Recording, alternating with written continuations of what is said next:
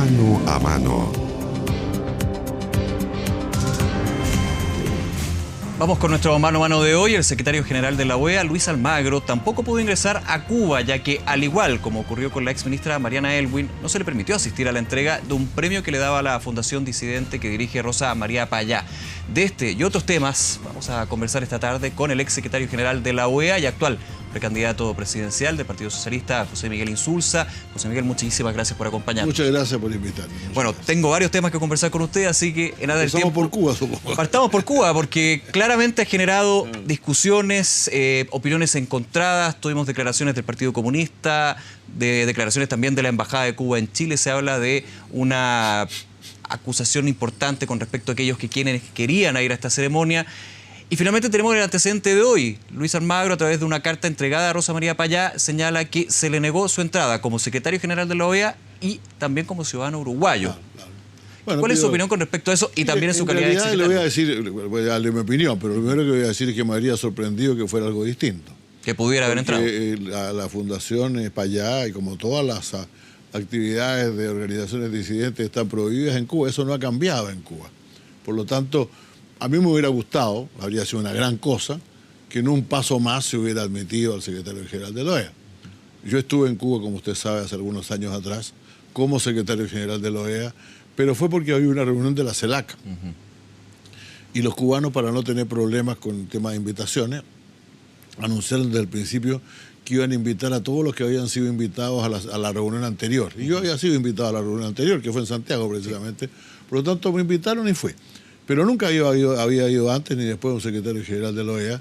Cuba estuvo sancionada, estuvo suspendida de la OEA a partir del año 63 y hasta el 2009, momento en que nosotros, la OEA, en la Asamblea General, levantó las sanciones, pero Cuba no volvió a la OEA, decidió no volver a la OEA y no ha reconocido a la OEA de nuevo hasta ahora. Entonces habría sido muy raro que como secretario general de la OEA hubieran invitado o dejado entrar a Luis Almagro, ¿no? Me parece interesante eso. ¿Le hubiera sorprendido entonces lo que sí, a me muchos... me habría sorprendido gratamente. Ya. Habría sido un cambio de posición. ¿Habría sido una señal potente?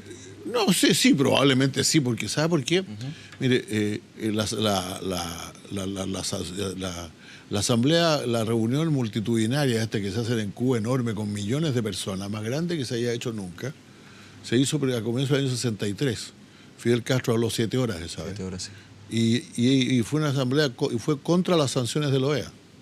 O sea, la OEA es bastante simbólica en Cuba. O sea, ellos la simbolizan en ella muchas cosas negativas, aunque la vida ha cambiado mucho, y aunque, como digo, yo estuve allá, todo lo demás, para ellos Cuba, la OEA está asociada al aislamiento de Cuba. Oiga, pero ¿cómo es la relación entonces de la OEA con un miembro que está presente en la organización, pero que de alguna manera también está ausente? No, ellos no van, no asisten, no han asistido nunca. Pero están dentro del papel, digamos. Sí, están como miembros, pero no tienen... mire, están como miembros, sí y no tienen asiento en el Consejo, no se ve, como digo, porque nunca han hecho los trámites para retornar a la OEA. Por lo tanto, no, desde el punto de vista de ellos incluso no reconocen a la OEA ni siquiera para salirse de ella, por eso que no han denunciado nunca. Ellos nunca han denunciado la Carta de las Américas, la carta fundacional de la OEA. Nunca han retirado su firma de ella, pero simplemente han hecho siempre de cuenta que la OEA no existiera. Ahora, se ha hablado de provocación internacional, se ha hablado de una gesta de actividades anticubanas. Son algunos de los epítetos que no solamente la situación de Luis Almagro, sino también de Mariana Aylwin y el ex presidente mexicano Felipe Calderón. ¿Se ha escuchado? ¿Qué le parece? Hablemos con franqueza. O sea, yo creo que quienes organizaban esto sabían que era muy difícil que dejaran entrar a los participantes internacionales. Probablemente vayan a permitir que el acto se haga sin ninguna hostilización, no creo que haya ese problema ya, pero repito, o sea, Cuba tiene una política, por desgracia, de rechazo a la visita a Cuba no autorizada de personas que vayan a plantear críticas al régimen cubano, y al mismo tiempo no reconoce ninguna disidencia ni ninguna organización de oposición. Entonces, yo creo que efectivamente los que lo hicieron con sus buenos motivos y sabiendo qué es lo que iba a ocurrir, y el régimen cubano ha declarado esta mañana 2 cosas. Primero, declaró que ellos habían hecho muchas gestiones para que esto no ocurriera, etc. Para disuadir, para evitar. Pero además hizo una declaración bastante dura respecto a Mariana Elwin, tratándola de estar involucrada en este tipo de cosas, de gran respeto por don Patricio Elwin, pero Mariana andaba, según ellos, dedicada a este tipo de cosas. Lo que andaba dedicada Mariana, como mucha gente ha estado en este mundo antes, tratar de provocar una cierta apertura en Cuba que probablemente se vaya a producir eventualmente. Hoy día Cuba no es lo mismo que antes. Yo estuve allá, como le digo, y había mucho más tráfico aéreo, va mucho más gente. Los cubanos que se fueron, alguna vez se les permite volver ahora, y viajan, van y vienen, estaba lleno de cubanos que viven en Miami. Entonces las cosas han cambiado mucho, se han ablandado mucho, pero en términos de oposición no han cambiado en absoluto. En este punto uno tiene claro de que no hay un cambio, quizás en lo comercial, económico. En absoluto, en lo comercial y en lo económico. Ahora yo creo que es una ilusión de parte de los cubanos, del gobierno cubano, pensar que ellos van a ser como Vietnam, que van a tener una economía abierta y un partido único. En América Latina eso es muy difícil, porque estamos en un continente que hoy día... ¿Por la estructura, digamos, de la región? Tenemos muchos problemas, pero reina la democracia, digamos, los gobiernos se eligen, hay oposición, hay prensa libre y todas esas cosas. Tener una especie así de isla, una isla al medio en la cual ninguna de esas cosas existen, creo que no puede durar demasiado. Pero todavía no es el tiempo, por desgracia aún no es el tiempo. Con respecto a la situación de Mariana Elwin, de hecho, desde el gobierno se lamentó esta situación, se dijo que desde la Cancillería se presentaba el malestar, sí, en términos bien diplomáticos. Y se llamó al embajador. Claro, y se llamó al embajador. O sea que es una medida algo más dura que llamar al embajador cubano en Santiago a pedirle explicaciones. Es bastante es una medida que se hace también. Esa es una señal. Desde la nueva mayoría también, desde los expresidentes, en este caso Ricardo Lagos, y candidatos presidenciales también. Pero desde el Partido Comunista no. El Partido Comunista, de hecho, señaló en los términos del gobierno cubano, por lo menos la Embajada de Cuba en Chile, que aquí hay una provocación internacional. Y para muchos eso marca un nuevo quiebre en la nueva mayoría con respecto a estos temas que en lo profundo siempre se pasan. Mire, yo creo que, desgraciadamente, en materia en algunas materias, hay una serie de materias en las cuales algunos se habla mucho, temas valóricos, etcétera. No existirá nunca dentro de la nueva mayoría un acuerdo, digamos, o va a demorar mucho en haber un acuerdo sobre temas como el aborto, ese tipo de cosas. Pero creo que tampoco, lo que se ha tratado menos es que también en materia de cómo se mira el mundo hay algunas cosas distintas, ¿no? Entonces, estamos todos de acuerdo en los temas del libre comercio, en nuestra relación con América Latina, en nuestras relaciones con todos los países del mundo, etcétera. Pero yo diría que de ambos lados, para mirar a Cuba y para mirar desde Cuba hacia afuera, se manejan todavía muchos criterios de Guerra Fría. Y yo creo que eso va a demorar bastante en cambiar. Mire, yo me esmeré cuando llegué a la OEA. Cuando llegué a la OEA, nadie hablaba de Cuba. Salvo los norteamericanos. La primera asamblea que yo tuve, el presidente Bush, la inauguró y dijo cosas terribles en contra de Cuba en Fort Lauderdale, que está al lado de Miami, está lleno de cubanos, ¿no? Y nadie más habló de Cuba en toda la asamblea. Entonces yo me empeñé primero porque hablaran de Cuba, y segundo por tratar de discutir este tema de las sanciones. Las sanciones eran muy absurdas. Era por ser una de las causas de las sanciones a Cuba todavía vigente en ese momento, era ser miembro de la Alianza Chino-Soviética, que había terminado, si no me equivoco, por allá por comienzos de los años 70. Totalmente desactualizada. Completamente desactualizada, claro. Entonces, eso duró muchos años. Yo creo que empezaba a cambiar, pero se va a demorar en cambiar. Pero y también se va a dejar de demorar en cambiar la mentalidad nuestra, en ese porque punto, por cierto, Cuba tiene un régimen que no es un régimen democrático. Y llevándolo a la política nacional, ¿puede Cuba, en este caso, con una pelea de tantos años y que en varios sentidos, como usted dice, ya no tiene lógica, separar a una coalición de gobierno y una coalición que se afronta a una elección parlamentaria y presidencial? Es un tema del cual yo creo que habría que tomar nota, que tenemos diferencias, y yo por lo menos, y mucha otra gente, no todos necesariamente, le voy a decir que cuando hay actos políticos, muchas veces en algún partido de izquierda, incluso en el mío, seamos francos, se aplaude mucho cuando se anuncia la presencia del embajador de Cuba. Claro. Eso no ha cambiado, irá cambiando, pero entre tanto creo que tenemos bastante experiencia de trabajo democrático en común. El Partido Socialista cuidadosamente ha opinado siempre respecto de las restricciones a las libertades en Cuba. En eso ha habido un cambio muy fundamental. Creo que tenemos que mirar hacia adelante y no permitir que el tema de Cuba nos divida. Ahora, donde sí hay diferencias de hoy y bien complejas es en su propio partido con respecto a las elecciones presidenciales. De hecho, el día de hoy en la segunda, el diputado y expresidente de la colectividad, Osvaldo Andrade, señalaba que hay que adelantar la decisión presidencial. Bueno, finalmente estamos de acuerdo con Osvaldo en esto. Usted y Fernando Batia. Yo lo había dicho antes, había dicho que había que adelantarla. Y me parece muy bien, además, especificar, yo también lo dije, que ojalá a esa primaria concurrieran los que quieran ser nominados por el Partido Socialista. No digo los socialistas. Solamente los PS no. Dice que yo hablo, a pesar de que el acuerdo del Congreso habla de un candidato socialista en la primaria del 2 de julio, yo estaría perfectamente dispuesto, y creo que todos estamos dispuestos a que aquel que quiera decir, mire, por favor, yo quisiera ser también patrocinado por el Partido Socialista, cosa que no es negativa porque hay algunos partidos que tienen dificultades para inscribir candidatos, en el Partido Socialista no. Así que quiero ir a esa primaria.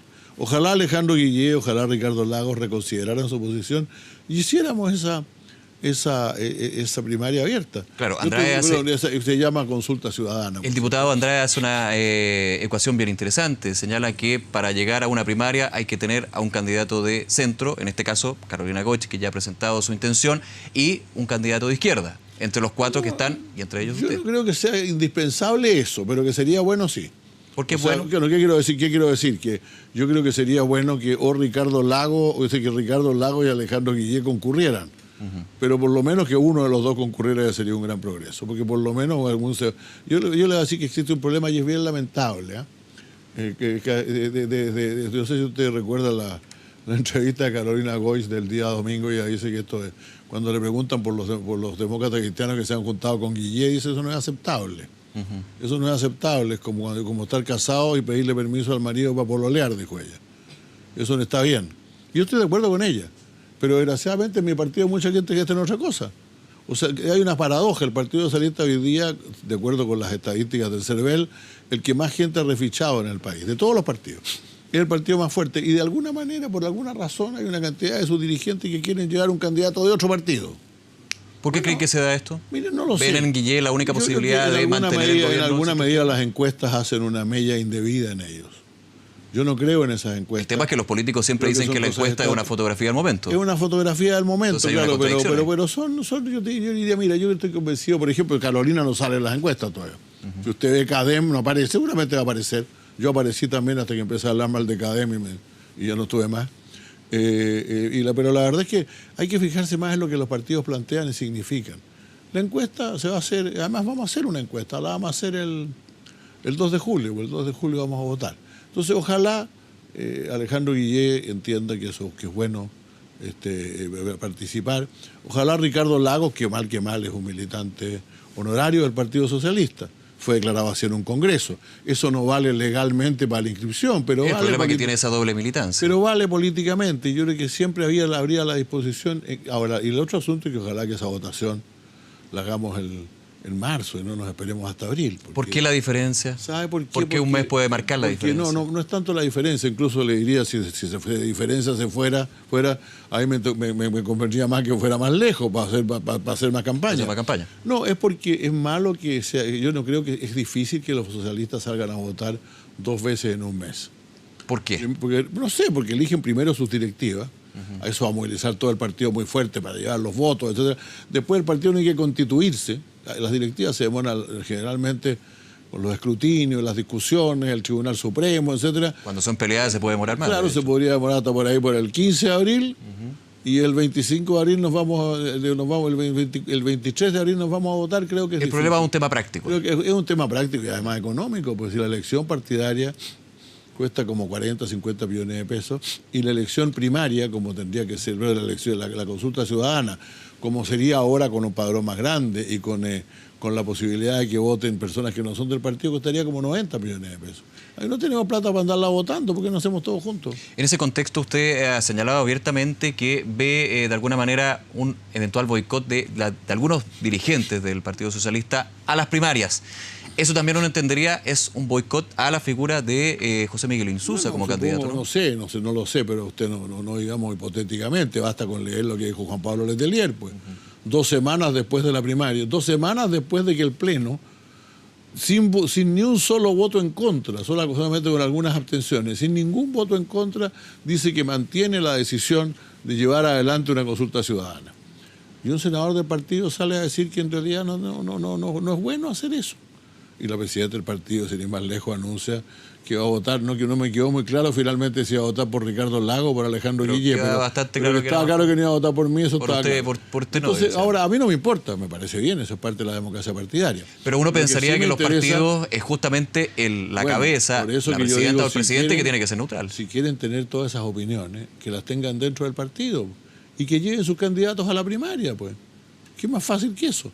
Ahora, si no llevan sus candidatos a la primaria porque se atengan que se atengan a los resultados a la consulta ciudadana, pues que se atengan a la consulta ciudadana, a los resultados y apoyen al candidato del partido como se hace en los partidos serios de este mundo. Y el Partido Socialista no está en condiciones, con el volumen de militancia que va teniendo con respecto a los demás, no está en condiciones de asumir... no está en condiciones de asumir posiciones equívocas. ¿Usted cree que... Tiene que ser muy claro para que la ciudadanía crea. ¿Usted cree que el Partido Socialista y otros partidos de la nueva mayoría le tienen miedo a las primarias? ¿Es un sistema que no conocen o que puede ser un riesgo ante figuras como Sebastián Piñera? A lo mejor le tienen miedo. Pues lo único que yo pido es que digan, les tenemos miedo. O sea, ya no podemos seguirle dando a la gente explicaciones. Usted comprende que cuando la respuesta de alguien es, no, es que el Comité Central lo decidió, pero por cierto que sí, pues yo lo que estoy pidiendo es que lo decida de nuevo el Comité Central. No estoy pidiendo que lo hagamos entre gallos y medianoche. Esas son excusas para no hacer las cosas, para no hacer las preguntas. Y la verdad es que a mí me cuesta entender por qué tanta excusa, por qué tanta cosa que la gente no cree. Entonces la gente lee lo que dicen. Sí, claro, ve que no se le puede creer a los políticos. Entonces yo creo que si actuáramos con la verdad y dijéramos derechamente, mira, no queremos consulta ciudadana, no la queremos. Por lo tanto, vamos a decir que no haya consulta ciudadana. O sí la queremos y nos vamos a meter todo a conseguir que tenga éxito. Pero meterse en ella y empezar a anunciar que no, que mejor que no, que es negativa, que tal vez tengamos que votar por otro candidato, etcétera, no es una buena actitud. ¿Cómo se emprende una carrera presidencial desde su punto de vista, José Miguel, cuando falta apoyo de su propio partido, cuando se mira a otro candidato, cuando se ve la posibilidad de no ir a primarias y cuando en este minuto uno como ciudadano pensaría que los precandidatos están preparando sus programas de gobierno, están preparando ideas, están preparando un Chile que quieren ofrecer? Creo que ser uno de los que tienen en su sitio web, insulsa, arroba insulsa, .com.cl, bueno, pues sí, .com.cl o .cl, no sé. Este es Insulsa, en todo caso se encuentra por Insulsa. Está mi programa y está mi programa en respuesta. Pero hay que difundirlo. Bueno, pero está en la red. Discutirlo, está en la red y hay que discutirlo. Ahora, ¿cómo se hace? Se va, como lo he hecho yo pacientemente, a todas partes. No he ido a todas todavía, a cada lugar del país a conversar con los militantes y se encuentra que en realidad los militantes, más allá que sean de la tendencia A, B o C, fíjense que sí quieren votar. Ellos esperan que su primaria sea, que su consulta ciudadana se haga. Hay aquí una cosa rara realmente. Yo creo que esto pasa en los partidos chilenos mucho hoy día. Por ejemplo, hay muchos militantes demócratas cristianos que quieren quedarse en la nueva mayoría y otros que quieren irse de la nueva mayoría, eso lo sabemos. O sea, no hay posiciones unánimes, por lo tanto, para poder sacar adelante un acuerdo y para sacar adelante la nueva mayoría, hay que hablar con la verdad, hay que decirle a la gente lo que uno piensa y lo que uno cree y enfrentar las consecuencias, pero no andar mirando las encuestas los días lunes, además las del día lunes, francamente, en fin, no voy a hablar mal de esa encuesta. Se preparan para mirar las encuestas y hacer exactamente lo que las encuestas dicen. Entonces yo realmente creo que eso no corresponde, ni mucho menos corresponde en un partido como el Partido Socialista. ¿Este 2017 se acaba la nueva mayoría? Yo creo que no, pero yo espero que nazca una nueva mayoría distinta. La nueva mayoría de ahora es una nueva mayoría que se forjó bajo la bandera de la Vuelta a Chile de Michelle Bachelet y su obvia posibilidad de victoria en la elección presidencial, en la que fue victoria incontrarrestada. ¿Le juega en contra la evaluación que se tiene en el gobierno? Por cierto que le juega en contra, pero le juega en contra sobre todo no haber encontrado acuerdos sobre una cantidad de cosas y haber dejado una cantidad de cosas pendientes. Y no estoy hablando de los temas valóricos, estoy hablando de la reforma educacional y de otras cosas que todavía no se terminan. Que hay una responsabilidad también de los partidos de la coalición. Por cierto que sí, porque mire, si por ejemplo, si tomamos el tema de las AFP, la presidenta hizo 4 posiciones claritas, pues salieron al día siguiente a decir cuáles no les gustaban, todo a decir claramente qué cosas no les gustaba. Hasta un subsecretario por ahí dijo que no le gustaba alguna cosa que la presidenta había propuesto. Entonces yo digo lo siguiente, cuando nosotros nos juntamos para ganar el plebiscito, nos llamamos muy honestamente, concertación de partidos por el no. Mire, para estar aquí, usted lo único que necesita es decir que vota que no. Con todo lo demás es aceptable, usted lo que quiere, piense como le dé la gana. Pero cuando llegamos a gobernar, hicimos un programa de gobierno y lo llamamos concertación de partidos por la democracia, con políticas comunes, con cosas comunes. Yo todo lo que le pido a la nueva mayoría es que haga lo mismo. Y creo entonces que Carolina Goich, cuando dice que ella, claro que está dispuesta a ir a la primaria, pero está dispuesta a ir a la primaria con programa, yo estoy totalmente de acuerdo con ella, no creo que esté amenazando a nadie, está constatando simplemente lo que está pasando en la nueva mayoría y por qué no debe seguir pasando. Pero estas divisiones uno pensaría que también se deben al contexto histórico. Usted hablaba de la concertación que nace en un contexto histórico donde hay un objetivo común. Aquí uno puede ver que todos los partidos tienen un objetivo propio. Sí, es cierto que hay una cierta épica detrás de la concertación que no existe hoy día. O sea, en todas las democracias, cuando la democracia funciona normalmente, este país tiene mucha crisis, pero la democracia funciona normalmente, la gente sigue habiendo libertad de expresión, la gente sigue formando parte de organizaciones de cualquier tipo, incluso los que se oponen, los antipolíticos son una forma de políticos también. Por lo tanto, mucha gente no ve razones para participar, así que yo no me hago demasiado problema. Ciertamente es una lástima que en la última elección hayan votado 850.000 personas de las que habían votado en la anterior. ¿Le preocupa que vaya poca gente a votar, considerando que ya en el refichaje de los partidos hay algunos partidos de toda índole que están con problemas? Es decir, que ni siquiera pueden cautivar a su propio militante. Por cierto, y todos están atrás, incluso el mío todavía le falta bastante para llegar a la cifra militante que tiene actualmente. Ninguno va a llegar a la misma cifra militante. Es preocupante. Ahora, yo creo francamente que eso no debería ser medida para que un partido pueda participar. ¿Por qué razón? Mire, ¿por qué razón? Lo que importa es un partido político que representa a la gente, así que la gente vote por él. Esta cosa de que hay que tener 0,25% o un 50% de unas regiones contiguas, etcétera, firmando ante el registro electoral, es una cosa hecha por un ingeniero. Pues, claro, pero finalmente el objetivo de la norma, una ley, es transparentar el número de militantes que tienen los partidos para recibir financiamiento del Estado. Sí, eso es cierto, pero yo creo que yo hubiera preferido transparentar cuántos votos tenían los partidos antes para ver cuánta plata les dan y buscar alguna fórmula provisoria para la primera elección. Eso habría preferido yo. O sea, esto es una fórmula de ingeniero, como Eduardo Engel, una fórmula de ingeniero que todos los partidos apoyaron. Sí, claro, porque si todos los partidos apoyaron ese es otro problema de la nueva mayoría, va apoyando cosas a medida que va mirando las encuestas y va viendo que la gente quiere cosas, va apoyando todo. Y finalmente los partidos de oposición también lo apoyaron. Aceptó estas cosas bastante raras. Y ahora, la verdad es que yo ojo, cuando yo critico lo que se hizo con los partidos, no estoy diciendo que hay que cambiar las reglas ahora. Las reglas ya son las que están. Y si las aprobaron, pues más vale que vayan juntando la firma. ¿Usted no cree como Sergio Vitardi que hay que aplazar el plazo? No, yo no creo que hay que dar ninguna facilidad más porque estas cosas fueron aprobadas por las directivas de los partidos y tienen que atenerse a las consecuencias. Si no llegan a inscribirse, pues se inscribirán después, pues tendrán que firmar otra vez, juntar el 0,25 o el 0,50 y las 3 regiones o las 8 regiones y todas esas cosas. Y ante este clima de desconfianza en la política, ¿cómo José Miguel Insulza, candidato, precandidato presidencial, hay que ver ahí evidentemente la fórmula que se va desarrollando, va a cautivar al electorado? Bueno, yo creo que diciendo que yo he estado en el gobierno, he servido a mi país durante muchos años, he tenido un paso exitoso por un organismo internacional, las cosas que yo he hecho en política creo haberlas hecho bien, las ideas que planteo están ahí, y por consiguiente tengo muchas ganas y mucho derecho a participar. ¿Siente que las críticas que han llegado al expresidente Ricardo Lagos también podrían tener una meta en Yo creo que en general el problema, mire, hoy día, el otro día estaba leyendo un libro que es de un autor, no recuerdo cómo se llama, pero es una persona que claramente está más en contra de lo que ha pasado. No me parece un hombre de la concertación. Pero él dice que cuando empezamos que el momento crítico de la concertación, él lo verificó cuando de pronto empezó a ver que la misma gente de la concertación empezó a hablar mal de la concertación, empezó a decir cosas malas de la concertación. No supo defender su obra, creo que efectivamente eso fue lo que más daño nos causó. Ahí se perdió la épica. Y yo creo que efectivamente, porque finalmente habíamos hecho las cosas con algún motivo y tendríamos que haberlas defendido Y en esas cosas hay que estarse siempre a los principios y morir con la bandera al tope. Y yo nunca voy a pedir disculpas por haber trabajado en los gobiernos de la concertación. Diré que cierta cosa no me gustó, que a lo mejor estuvo mal esto, que a lo mejor hay que corregir lo otro, pero yo estoy muy orgulloso de lo que hicimos en todos estos años. Y lamento que haya una cantidad de gente que participó con entusiasmo, que fueron diputados, que fueron senadores, que fueron hasta ministros, y ahora encuentran que no les gusta. Es que sabe que ese es el problema, porque cuando son los mismos que participaron de un gobierno y critican al gobierno y las medidas, uno dice, bueno, pero si son ellos mismos... Sí, pero es que eso más que hablar... Es una visión muy fuerte. Eso más que hablar mal de esos gobiernos, habla mal de las personas. Yo creo que uno se la juega en la vida por las cosas que tiene que jugarse y permanece leal hasta el final. Y la gente puede estar segura de que, por cierto, yo creo que estamos en otra etapa.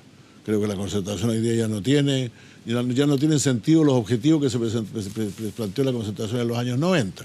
Pero si alguien piensa que yo voy a renegar de esa experiencia, en eso está absolutamente equivocado. ¿Cuáles son los principios que ahora tienen que llevar una nueva concertación? Creo que nosotros para hacerlo por comparación, el gran tema era una democracia protegida, había que liberar de todas esas protecciones, entre comillas, la democracia, había que poner en marcha una economía algo más justa, o sea, se ha invertido mucho más de lo que se ha en políticas sociales que lo que el país ha crecido, ¿no?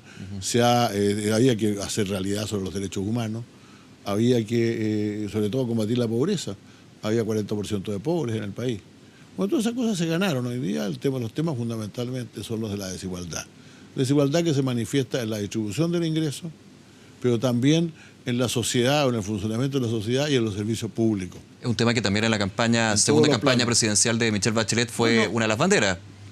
¿Cómo se aborda ahora con una mirada distinta? Creo, como algún columnista de oposición dijo hace algunos días, la paradoja es que los temas van a seguir siendo los mismos. O sea, la discusión es acerca de cómo los abordamos. No es que no existan. Nadie va a decir que no existe la desigualdad, que es tremenda en este país. Ahora, tremenda no solamente en el plano monetario, sino en lo que se demora la gente en ser atendida en los hospitales, en el acceso que tiene a seguridad pública en los distintos barrios, en los problemas que tiene para encontrar una buena escuela para sus hijos y para que después puedan entrar a la universidad y todo ese tipo de cosas, ¿no? O sea, todavía quedan, reconozcámoslo, tenemos acceso universal a las universidades, pero hay una cantidad de empresas que preguntan dónde están los de la Chile, dónde están los de la Católica y unos poquitos más, y los demás no los contratan, pues. Entonces, hablar de desigualdad es hablar de cosas muy serias en este país. Yo espero que realmente podamos seguir trabajando en eso. Ahora, yo creo una cosa también, que la he planteado con mucha fuerza. Muchos piensan que yo estoy de acuerdo en que el daño mayor a la economía chilena en estos años ha sido la caída de los precios de las materias primas, fundamentalmente el cobre. Pero si el cobre vuelve a subir, está subiendo en estos días, entre una buena cosa, eso no va a resolver todos los problemas. Porque nosotros es una paradoja, somos un país más rico. Cuando éramos al comienzo del gobierno de la concertación, un país de 7, 8 mil dólares per cápita, con mantener una sana política macroeconómica, ordenar las finanzas fiscales, abrir la economía del país a la competencia, potenciar la exportación de aquellos productos en los que éramos más competitivos, y tener buen gobierno, porque entre paréntesis, el Foro Económico Mundial en sus estudios de esos años, en todo ponía la calidad del gobierno como un tema muy central. Con eso bastaba. Hoy día ya no basta.